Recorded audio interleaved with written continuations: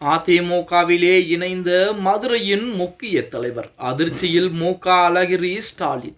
நண்பர்களே, அதிமுக தொண்டர்களாக இருந்தீங்க அப்படின்னா மறக்காம நம்ம சேனலை சப்ஸ்கிரைப் பண்ணிட்டு இந்த வீடியோக்கு ஒரு லைக் பண்ணிருங்க.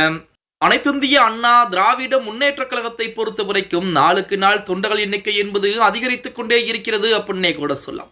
அதன் அடிப்படையில் நம்ம சேனலோட நீங்க எடுத்து பார்த்தீங்க அப்படின்னா நேற்று தினம் அழகிரியின் வலதுகரம் அதிமுகவிலே இணைய இருக்கிறார் அப்படிங்கிற மாதிரி ஒரு வீடியோக்கள் போட்டிருந்தோம்.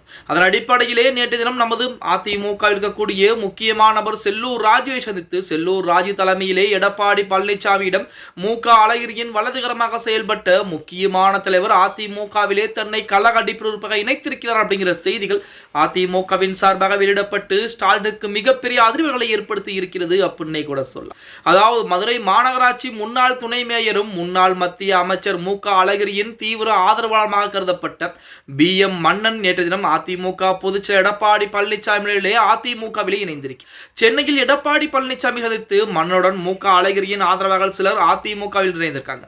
அப்போது செய்தியாளர்களிடம் மன்னன் கூறியதாவது, இன்று திராவிட முன்னேற்ற கழகத்திலிருந்து விலகி அண்ணா திராவிட முன்னேற்ற கழகத்தின் பொதுச் செயலர் எடப்பாடி பழனிசாமி தலைமையிலே நாங்கள் இணைந்திருக்கிறோம். நான் மதுரை முன்னாள் துணை மேயர் BM மன்னன் அதிமுக இணைந்ததோடு முழு மூச்சோடு மக்கள் பணி செய்வதற்கு எனக்கு அனுமதி அளித்த எடப்பாடி பழனிசாமிக்கும் துணை பொதுச்செயலாளர் இருக்கக்கூடிய KP முனுசாமி, மாவட்ட செயலாளர் முன்னாள் அமைச்சர் செல்லூர் ராஜு, சோலைராஜா ஆகியோருக்கும் மிகப்பெரிய நன்றிகள் என நன்றியும் தெரிவித்திருக்கிறார். மதுரையை பொறுத்த அளவு 5 தொகுதிகளில் அண்ணா திராவிட முன்னேற்ற கழகம் 5 தொகுதிகளில் திமுகவுக்கும் வெற்றி பெற்றிருக்கிறது. வருகின்ற சட்டமன்ற தேர்தலில் 10 தொகுதிகளிலும் அண்ணா திராவிட முன்னேற்ற கழகத்தின் கூட்டணி வெற்றி பெறும். அதற்கு முழு ஒத்துழைப்போடும் எங்களுடைய உயிரை கொடுத்து பணியாற்றுவோம் என BM மன்னன் அவர்கள் தெரிவித்திருக்கிறார். தமிழகத்தின் முதல்வராக எடப்பாடி பழனிசாமி பதவியேற்பார். இது நடந்தே தேரும். இதில் எவ்வித மாற்றமும் இல்லை. மதுரையிலே சிலர் அதிகார திமிரால் திமுகவின் கீழ்மட்ட தொண்டர்களை அடிமை போல் நடத்தக்கூடிய அடிமைத்தனத்திற்கு ஒரு முடிவு கட்ட வேண்டும் என்ற முறையிலே என்னை போன்றவர்கள் அருமை தம்பிமார்கள் எல்லாம் இன்று அண்ணா திராவிட முன்னேற்ற கழகத்திலே இணைந்திருக்கிறார். நான் மக்கள் பணி செய்வதற்கு எனக்கு திராவிட முன்னேற்ற கழகத்தில் அனுமதி மறுக்கப்பட்டது. அதனால் அதிமுகவில் இணைந்திருக்கிறேன்.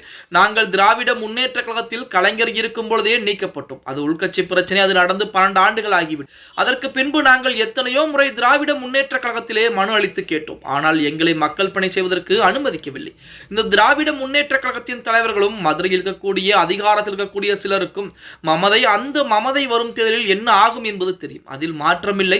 மதுரையை பொறுத்த வரைக்கும் 10 தொகுதியிலும் அனைத்திந்திய அண்ணா திராவிட முன்னேற்ற கழகம் மாபெரும் வெற்றி பெறுவதற்கு எங்களுடைய உயிரை கொடுத்தாவது நாங்கள் உழைப்பை கொடுப்போம், கண்டிப்பாக வெற்றியை பரிசாக கொடுப்போம் என நமது நேற்று தினம் இணைந்த BM மன்னன் அவர்கள் அதிரடியாக கூறியிருக்கிறார். இது திமுகவிற்கு மிகப்பெரிய வைத்தறிச்சலாகத்தான் இருந்து கொண்டிருக்கிறது அப்படின்னே கூட சொல்லலாம்.